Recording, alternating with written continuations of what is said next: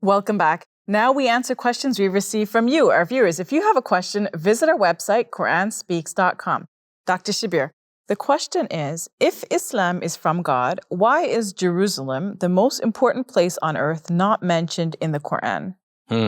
So Jerusalem is not mentioned directly by name, but there are indications in the Quran that Jerusalem is important, and it is mentioned, but not directly by name. So indirectly, we can see in the 17th chapter of the Quran, the first verse, we read, Subhanalladhi asra bi abdihi laylan min al-masjid al-haram ila al-masjid al-aqsa, alladhi barakna hawla. Glory be to the one who transported his servant by night from the sacred mosque to the farthest mosque, whose environs we have blessed. So that means that what is called the farthest mosque here is in a blessed environment.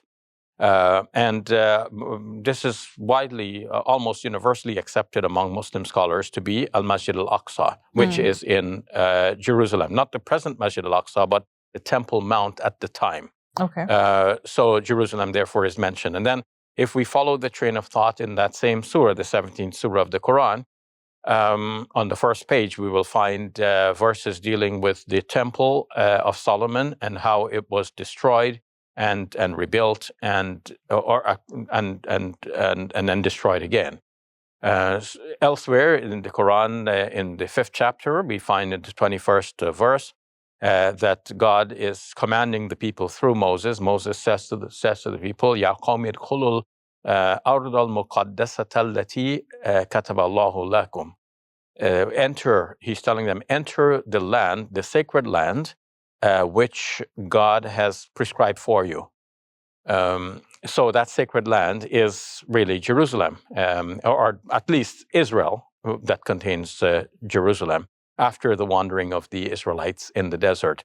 So we find more than one indications of Jerusalem in particular, but more so the environments around it as a whole. And the Quran is very much on par with the lives of the previous prophets, the history of the patriarchs of the Bible. The Quran, as we would say, is really from God.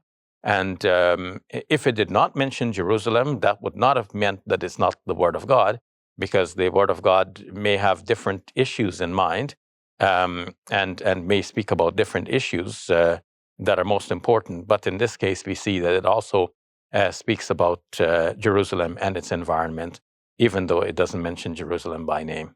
Thank you for sharing that, Dr. Shabir. You're welcome. If you enjoyed this video, click like and subscribe. And please donate to support our work at QuranSpeaks.com.